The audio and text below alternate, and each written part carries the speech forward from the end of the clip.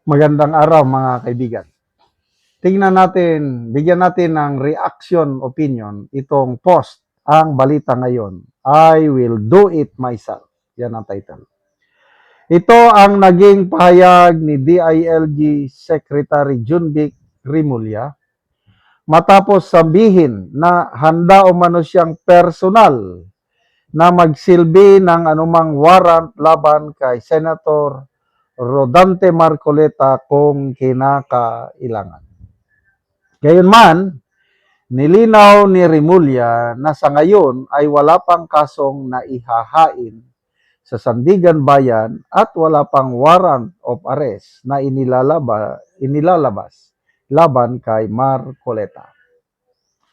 Ang pahayag ay kasunod ng mga ulat na inihahanda ng Office of the Ombudsman ang pagsasampa ng kasong plunder laban kay Senator Marcoleta kaugnay ng umano'y irregularidad sa kanyang campaign contributions. Mariing namang itinanggi ni Senator Marcoleta ang mga aligasyon.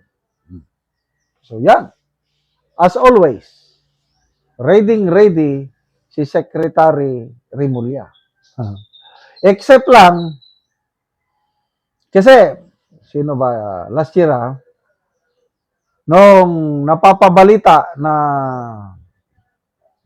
sino ba yun? Si Attorney Harry Roque? Hindi, unahin muna natin si Saldico. Diba, napabalita na nahuli na si Saldico at dadalhin na sa Pilipinas. Mabilis pa sa alas 4. Sabi, ako ang sasalubong kay Saldico sa airport. Nagbigay lang siya ng 2 to 3 weeks lang ata. Nandito na yan, babalik na yan. 2 or 3 weeks, nandito na. Ako ang aaresto sa kanya pagdating sa airport. Ang bilis. Sino pa? Yun, si Atong Ang. Nagsasalita rin siya sa pag-aresto kay Atong Ang to a point na ibinida pa niya yung muntik na namin siyang naabutan. Na-late lang kami ng 1 oras. 1 oras, ang tagal na yan. Kung na-late ka lang ng 1 or 2 minutes yun, muntik talagang naabutan. Kailang 1 oras. Nagbabala pa siya, nanay. Dudublehin daw ang patong sa ulo ni Atong Ang. Kasi 10 million ata ang patong sa ulo ni Atong Ang. Hanggang ngayon, di pa man nila na-aresto. Pati si General Bantag, sabi niya, arestuhin namin yan. Nasa Kalinga. Hanggang ngayon, di pa man na-aresto. Ano pa? Ang dami pa. Si Bato. Wow, nag-iba ang tono nung si Senator Bato. Ayaw niyang arestuhin nung una eh. Sabi niya, hindi naman dumaan sa proseso yung arrest warrant. Kaya ayaw naming arestuhin. So, pinaubaya sa NBI. Kaya nagkapalpalpak ang NBI, hindi nila na-aresto si Senator Bato. But this time around, yan, Marcoleta, handa daw siya aarestuhin. Kailan? Wala pa daw warrant of arrest eh. Kaya lang, umugong yung balibalita, 2 weeks ago na ata yun, na nagkagulo sila sa Camp Crame dahil ayaw ng mga PNP CIDG na iserve yung warrant of arrest kay Senator Marcoleta. Na kinumpirma naman ni Senator Amy, totoo yun. Ayaw ng mga pulis na arestuhin si Marcoleta. Dahil ayaw, ito na. I am the head. Ako, maasahan ako. Ako mismo magsaserve. Sana nga, pagdating ng panahon, kung nandyan na ang warrant of arrest. So ito, labanan ito ng battle of wits and patigasan na ito ng loob eh. Nagsalita na si Senator Lacson eh. Nakikita niya yung pressure ng Iglesia ni Cristo. At sana, sabi niya, umaasa siya, kabado siya, na sana hindi bibigay si Ombudsman Boying Rimulya. Sana ituloy pa rin. Ituloy, dapat kasuhan ang dapat kasuhan. Bakit si Senator Ping Lacson Kay Marcoleta lang siya maingay. Yung mga kasong isasampa kay Escudero at Villanueva, matagal nang sinasabi ng ombudsman na sasampahan. Bakit tahimik si Lacson? Dahil ba kakampi na nila? Wow. So pinipili lang ang dapat sampahan. Kung ikaw nasa kabilang kampo, Cayetano Black ka, kayo lang ang sasampahan. Ang Gatchalian Black, ligtas na lahat. Ganyan na ba ang labanan ngayon?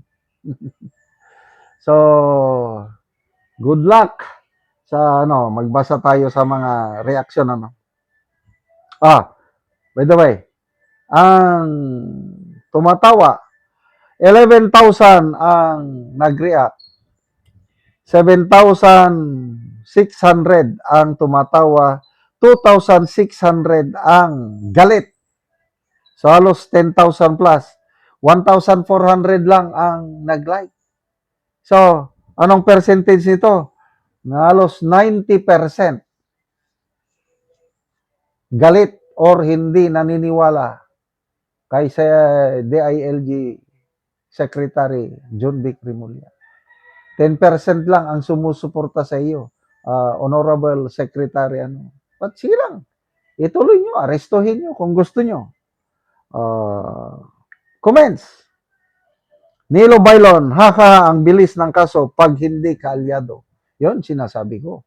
Pag kasama ka ng Gatchalian Black, ligtas ka. Kapag tinanggap mo si Jesus Crispin na tagapagligtas, bago ka nang nilalang, ang lahat ng kaso nawawala na. Elijah Hara, kulang ang line ni Sir John Vic. Dapat ganito. Fine, I'll do it myself. John Vic Remulla aka Thanos. With just one flick of the finger, he can turn the Philippines to the most safest country in the world with 99% crime rate. Wala na.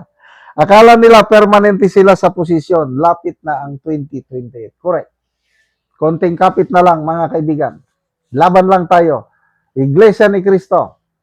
Senator Marcoleta, saludo kami sa iyong paninindigan. Saludo kami sa inyong sakripisyo.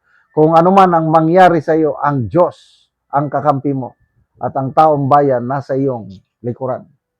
Salamat mga kaibigan sa inyong pagsubaybay sa channel na ito. Nakakatulong kayo ng malaki sa tribong Talandig ng Bukidnon dahil namimigay tayo ng libreng yero at pako para makapagpatayo naman itong kawawang tribo ng mas maayos nilang tirahan.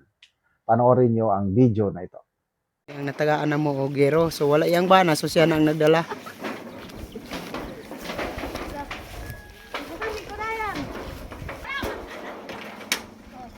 O karon mo na ang itsura sa atop sa natagaan na mo gero. Buslot na. Mga dagko gid kayo nga buslot to. Makita gid nato nga kuan gid kaayo. Nga dagko na ang buslot.